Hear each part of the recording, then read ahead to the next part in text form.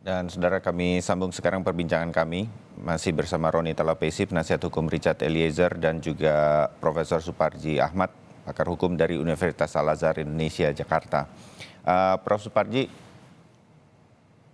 menarik kalau Ya, sekarang kita menunggu, selain Ferdy Sambo ya, saya pikir masyarakat termasuk saya ini menunggu Richard Eliezer bagaimana ini tuntutannya dari jaksa begitu. Kalau kemarin kita melihat tuntutan jaksa terhadap Ricky Rizal dan Kuat Ma'ruf, masing-masing 8 tahun.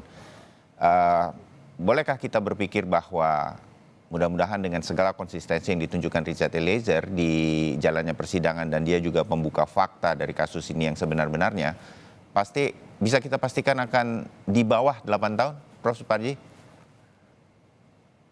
ya, saya kira berapa tuntutan jaksa itu sangat dipengaruhi faktor-faktor yang memberatkan atau kemudian yang meringankan. Hmm, Kalau secara kalkulatif memang banyak faktor yang kemudian meringankan, sebagaimana yang disampaikan oleh Bang Roni tadi itu. ya, Dan ini tentunya akan berpengaruh terhadap tuntutan.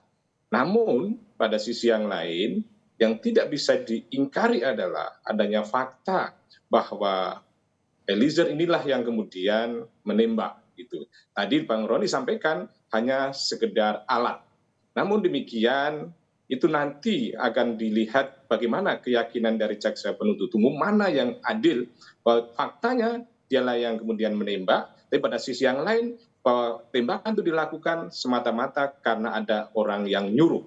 Jadi kalau kita lihat pada fakta-fakta tersebut, maka memang cukup cukup dilematis ya kalau kemudian ketika jaksa akan menuntut bebas atau kemudian di bawah 8 tahun mengingat kenyataan seperti tadi itu, kenyataan bahwa yang menembak tadi itu. Namun pada sisi yang lain ketika juga akan menuntut berat ada situasi dilematis bahwa ada kontribusi besar dari Eliezer yang telah membongkar kasus ini. Kalau kita prediksi memang ada kemungkinan ya yang jelas pasti di bawah Sambo, di bawah Ibu PC ya. Tapi apakah kemudian di bawah Kuat Ma'ruf atau kemudian Ricky itu nanti yang menarik kita tunggu. Tetapi hmm. faktor pemberatnya adalah bahwa yang bersangkutan itu yang menembak tadi itu. Tetapi kemudian meringankan karena adalah sebatas alat tadi itu. Saya tidak berani memprediksi Ya. apakah bisa dituntut bebas atau di bawah Kuat Ma'ruf atau Ricky. Tetapi kita lihat kalkulasi-kalkulasi kemungkinan memang untuk bebas saya kira agak rawan gitu karena itu akan mengusik rasa keadilan bahwa dia adalah pelaku tadi itu Mas Bayu Hmm. ya. Baik, terima kasih. Tampaknya itu juga memang analisa Prof. Parji juga yang menjadi perbincangan tengah masyarakat. Ada yang bilang, oh ini bisa bebas dong, tapi kan menembak begitu. Mirip-mirip Prof. Jadi tampaknya dengan jalannya sidang seperti ini, masyarakat banyak sekarang bisa berdiskusi hukum gitu ya. Bung Roni, Iya. eh, dari situasi yang tadi digambarkan, tadi Anda sudah mengatakan bebas masih mungkin, kalaupun ada hukuman penjara, mudah-mudahan seringan mungkin, sedemikian rupa. Tadi dalam paket yang mengantarkan kita berbincang di bagian kedua ini juga sudah terlihat bagaimana Anda, menurut saya, mengingatkan majelis hakim sudah ada surat menyurat yang dilakukan oleh penasihat hukum Eliezer berkaitan dengan statusnya sebagai justice kolaborator. Semua upaya sudah dilakukan. Seberapa keyakinan Anda bahwa sebagai penasihat hukum ya Bung Eliezer, Bung Roni, bahwa Eliezer ini bisa mendapatkan yang seadil-adilnya? Dia memang pelaku, terlibat, tetapi dia juga penguak fakta. Eh, Apa yang Anda harapkan sesungguhnya? Iya, Mas Bayu, saya sedikit menjawab ya dari Prof bahwa di Ya, KUHP itu juga pun diatur tentang penghapusan pidana. Jadi fakta persidangan yang sudah disampaikan, ini ahli dari JPU sendiri yang menyampaikan terkait dengan pasal 48 overma, kemudian terkait dengan Don Playgen yang tadi saya sampaikan bahwa Richard Eliezer sebagai alat, itu disampaikan oleh ahli dari jaksa penuntut umum, bukan dari kami. hmm, hmm, Ketika kami juga pun menghadirkan ahli dari kami, ahli pidana itu menyampaikan bahwa terkait dengan 51 ayat 1 terkait perintah. Jadi ini kan kita bicara ini bukan hanya kami saja yang bicara sendiri ya, bahwa ya, beberapa tokoh di Republik ini juga pun sampaikan. Ada salah satu menteri juga yang membawahi bidang hukum yang juga pun menyampaikan. bahwa secara teori hukum bahwa Richard Eliezer bisa bebas. Nah ini yang kita bicara, bahwa kita tidak hanya bicara soal dan juga pun perlu kita sampaikan bahwa dari keluarga korban juga pun sudah sampaikan, memaafkan, dan semuanya serahkan kepada persidangan. Saya pikir pun dalam hal ini juga pun kami menghormati ya proses persidangan yang sudah ada, dan kami melihat bahwa majelis hakim dalam hal ini yang memimpin persidangan ini sangat baik, Mas Bayu. Ya. Kami sangat melihat bahwa persidangan yang berjalan hari ini adalah persidangan yang sangat baik dan persidangan yang fair trial kalau kita bisa bilang seperti itu ya. Kenapa? Karena semua pihak diberikan kesempatan untuk menyampaikan pembelaannya, menyampaikan saksi-saksinya, menyampaikan bukti. Nah ini yang buat kami sangat baik. Tentunya dalam hal ini kami melihat bahwa dalam proses ini majelis hakim sudah memimpin persidangan secara transparan, secara adil. Dan kami melihat bahwa dalam hal ini putusan majelis hakim semuanya nanti kembali kepada keyakinan hakim. Terkait dengan fakta-fakta persidangan yang sudah ada, bahwa terkait dengan penghapusan pidana, ini juga menarik Mas Bayu, bahwa ini menjadi pembelajaran buat masyarakat luas, bahwa di dalam KUHP yang lama maupun KUHP yang baru itu berbicara tentang penghapusan pidana. Itu kan ada, itu sudah sangat jelas sudah kita sampaikan ya kepada publik. Dan juga pun terkait yang disampaikan bahwa dia adalah yang menembak, kita harus melihat bahwa Richard Eliezer tidak berdiri sendiri.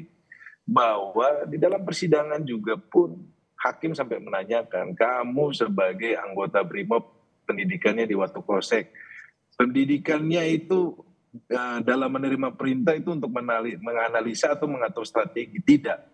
Nah ini kan sebenarnya sudah terungkap ya di persidangannya, yang menariknya bahwa kita harus klasifikasi terkait dengan terdakwa gitu loh. Kita tidak bisa menyamaratakan Richard Eliezer dengan figur yang lainnya yang menganggap bahwa perintah itu harus dia tolak, perintah itu dia bisa hindari, perintah itu karena apa? Pendidikannya seperti itu Mas Bayu.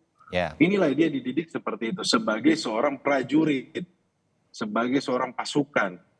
Ya, dalam menerima perintah dia tidak bisa menganalisa atau tidak bisa mengatur strategi karena dia dididik seperti itu. Nah terkait hal-hal seperti ini tentunya majelis hakim akan melihat ya.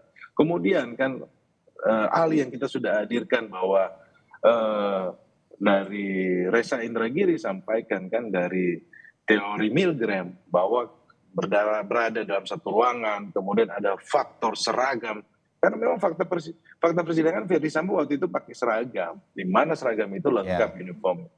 Jadi daya tekannya itu ada di situ, ketakutannya ada di situ, tidak mungkin. Jadi saya pikir begini, bahwa saya sempat mendengar mantan hakim agung ya menyampaikan bahwa Richard Eliezer itu bisa menghindari nembak di kaki, bisa memilih. Tidak bisa. Hal-hal seperti itu fakta persidangan aja saya tanyakan kepada saudara Verdi Sambo sampaikan waktunya terlalu cepat. Jadi tidak bisa. Itu saja pun Verdi Sambo sampaikan. Tetapi ada pihak yang mantan hakim agung itu sampaikan. Dia bisa memilih dong nembaknya di kaki, nembaknya di mana. Itu nggak bisa seperti itu. Coba. Ini kita coba nalar ya. Kemudian kan dia bisa menghindari perintah tersebut. Kemudian tembak tidak mematikan. Karena fakta persidangan, waktunya itu terlalu cepat. Dan kemarin sampai majelis hakim ketika datang di TKP, itu berjalan kaki Mas Bayu. Dari rumah Saguling ke rumah Duren 3. Kami berharap dengan berjalan kaki itu majelis hakim bisa menghitung waktu tersebut. Bahwa waktu tersebut sangat pendek dan Richard Eliezer yang dipanggil terakhir, kemudian mereka pergi ke rumah Duren 3. Nah fakta-fakta seperti ini sebenarnya sudah terungkap dan sekali lagi ya tanpa mendahului ya. Tetapi kami berharap bahwa proses penegakan hukum ini tidak bisa disamaratakan dengan para pihak yang lainnya yang cara berpikirnya tidak bisa. Karena seorang figur dari seorang Barada Richard Eliezer Pudiang Lumiu sudah kita sampaikan ke persidangan. Kembali lagi terkait dengan tuntutan hari ini kami harapkan yang terbaik.